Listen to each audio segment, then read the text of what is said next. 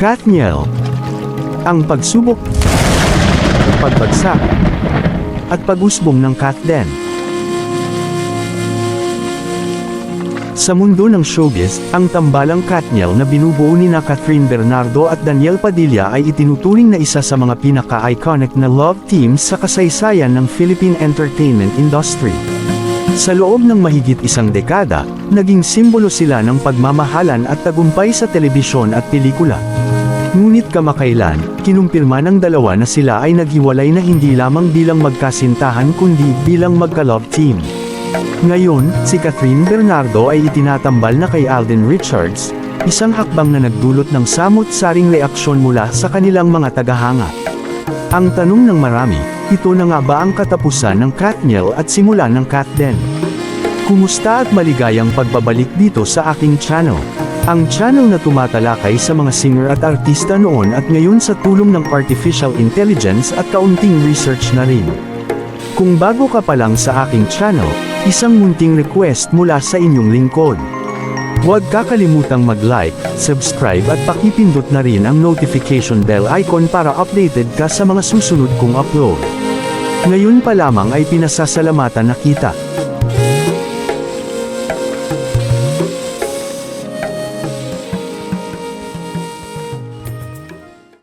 Ang mga pagsubok at pagbagsak ng Katniel. Ang tambalang Katniel ay dumaan sa maraming pagsubok bago pa man dumating ang kanilang opisyal na paghihiwalay.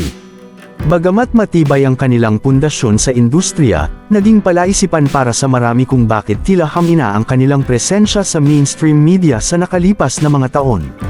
Isa sa mga naging isyu ay ang limitadong mga proyekto nila bilang tambalan.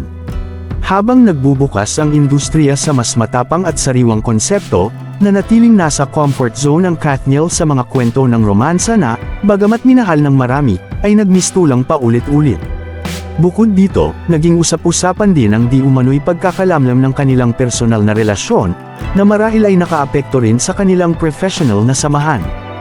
Ang pandemya ay nagdulot din ng malaking hamon, kung saan maraming proyekto ang naantala, dahilan upang hamina ang visibility nila. Sa pag-usbong ng mga bagong love teams at solo artists, ang dati ningning ng Katniel ay tila naging anino na lamang ng dati nitong kasikatan. Ang pag-usbong ng Katden. Sa gitna ng mga katanungan sa hinaharap ng Katniel, pumutok ang balita tungkol sa tambalan nina Catherine Bernardo at Alden Richards sa isang pelikula.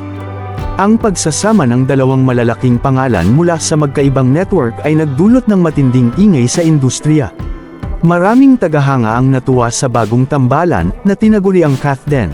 Inilarawan ito bilang isang refreshing na hakbang para kay Catherine, na sa wakas ay lumabas mula sa anino ng Katniel.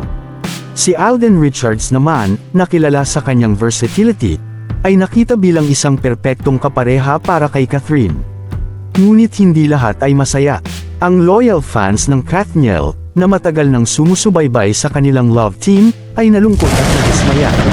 Para sa kanila, ang Katden ay isang malinaw na indikasyon ng pagtatapos ng Katniel, na tila sinelyuhan ng balitang wala ng balak ang dalawa na magsama sa mga susunod na proyekto. Ito na nga ba ang katapusan ng Katniel?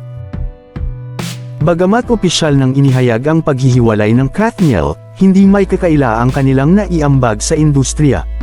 Ang kanilang mga pelikula, teleserye, at real-life love story ay mananatiling bahagi ng kasaysayan ng Philippine showbiz. Gayunpaman, sa kabila ng pagtatapos, ang kanilang individual careers ay tila nasa magandang direksyon.